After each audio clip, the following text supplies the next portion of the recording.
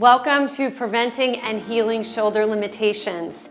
So, shoulder mobility issues come from one of two things primarily. One is an impingement issue, usually with your supraspinatus muscle, that's your very top rotator cuff muscle, or any of the other muscles and tendons that collect here in this acromion space of that acromion process. That is a bony structure that can change over time and go from a nice flat shape to maybe a curve or a hook, and that can impinge muscles and tendons in that area and decrease mobility. That's something you really need to see a doctor for, but we can help with the inflammation of that, and we can help with the mobility just with some regular exercises. The other reason you might have a limitation in mobility is either weak or imbalanced muscles, which is something we're going to work on right now, or possibly a tear in one of your rotator cuff muscles, and some gentle rehabilitative movements like this will help those muscles heal by bringing blood flow. It is extremely important if you have pain in your shoulders to get that addressed and diagnosed properly. This is a general overview of exercises. They are not specific for any shoulder issue, and there are about 17 muscles that join in this area. So if you have pain, knowing what specifically is the problem is really important to healing it and preventing further injury, and also to avoid making it worse. Okay, here we go. So posture is the number one thing that you need to think about when it comes to mobility of your arms. So just do this for a second. Take an arm up and then bring it back down with a nice straight back and a neutral spine. So your abdominals are deep, your shoulder blades are sliding down the back, your head is floating up tall, and you feel how that arm moves. Now, slouch like you're typing at your desk, or you're driving, you're on your phone. So in this position, now try to move that arm. My arm stops here and I'm really trying and it hurts. So I have gotten this far, whereas here, I have no problem getting this far. So you can see very quickly how much your posture affects the ability of your arms to move freely in the socket. The second thing that you would never think of, but that really affects mobility in the shoulders, is your breathing. So we want to breathe in the day in our belly as much as we can. You can keep, a little engagement here. We want to always support, but don't be gripping. But you want your breath to really expand your rib cage. So if you take your hands around you and now take a breath through your nose, you want to feel the waist and the back pressing into your thumbs. You want to feel your waist sides pressing into your hands, and you want to feel this belly area expanding into your fingers, not just in the front of your body, but you want to think about your body expanding and contracting as a whole. That's diaphragmatic breathing. That is easy breathing.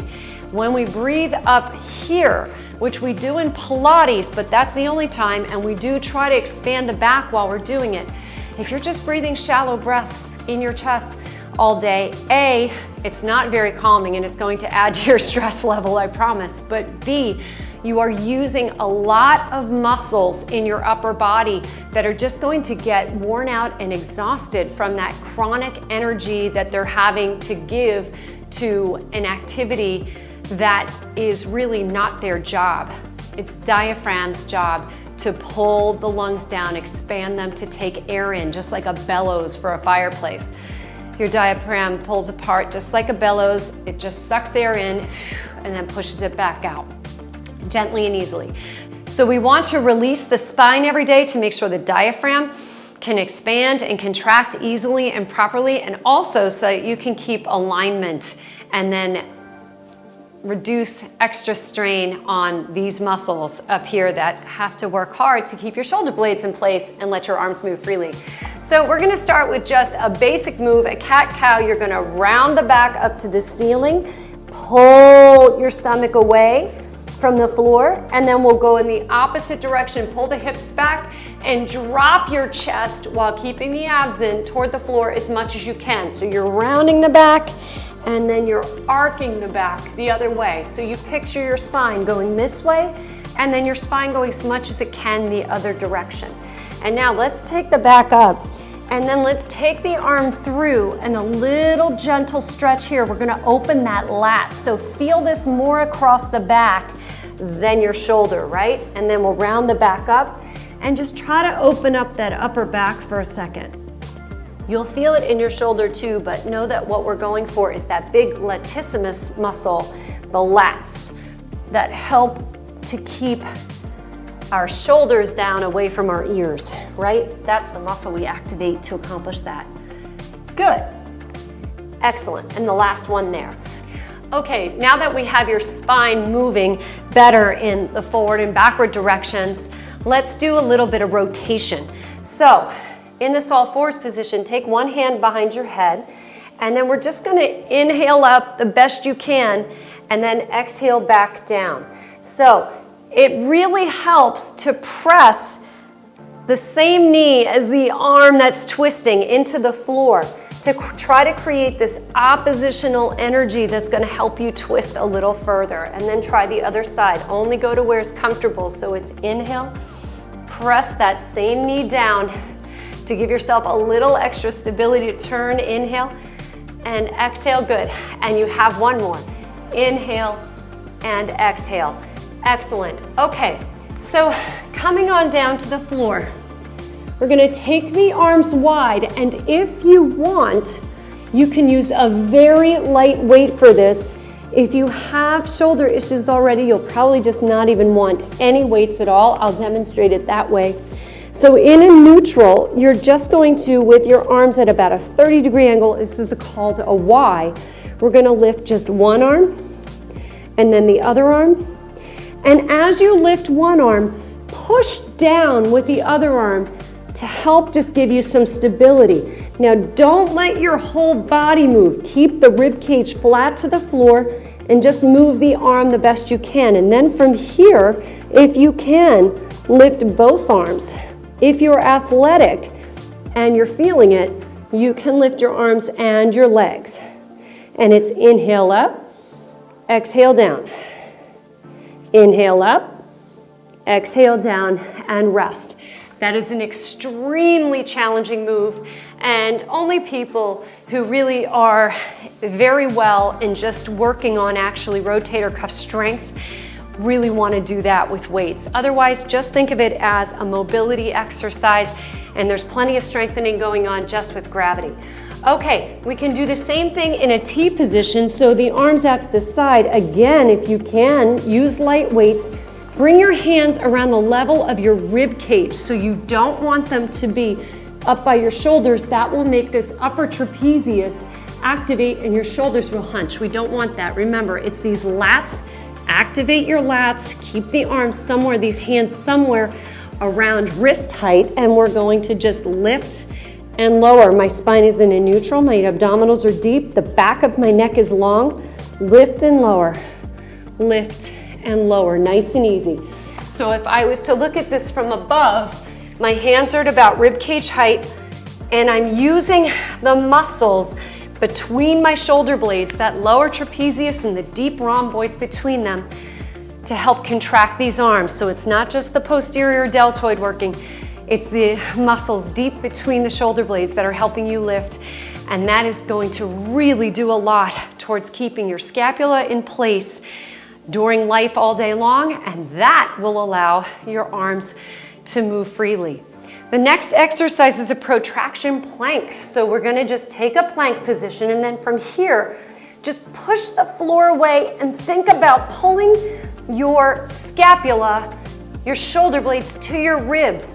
That is gonna activate these deep, deep, deep muscles in here. You'll feel this, and the scapula will feel like they're opening, that they're rounding a bit, that you're flattening that space between the shoulder blades. Think of them as muscles on your ribs, like they're right in a line with them, like fingers, and they help to pull your shoulder blades down. So we're just gonna think about rounding that back slightly. It's almost like a rounding. You push the floor away and you're gonna hold 3, 2, 1, and then release it. So I'm not doing anything back here. It's just by really pulling my shoulder blades open, flattening them against the ribs, and then release it. 2 more of those. So push the floor away, round, round, round. That rounding of the back, and exhale, release. 1 more, push, push, push. feel those muscles pulling the shoulder blades down onto the ribs as they wrap. They wrap around your body and then release. Ooh, should feel excellent. Okay, and the last exercise is one of the best ones ever. It's the wall slide. So you're gonna just put one foot in front of the other. Your hands are at elbow height, and you're just gonna see how high you can take your arms up this wall and come back down without letting your shoulders hunch. So you keep this open, again, using these lats, that big muscle across your back that comes around your back like this. We're gonna use that to pull the scapula down to where they're supposed to be as these arms slide up, up, up to the best that they can, and then back down. If you practice these exercises every day or alternate them with other shoulder exercises, but a little bit of something every day, I guarantee within a few weeks, your shoulder mobility will increase tremendously and pain should really subside, provided you were cleared from your doctor to be able to do any of this anyway, okay? So again, a little bit every day with your shoulders adds up to a whole lot.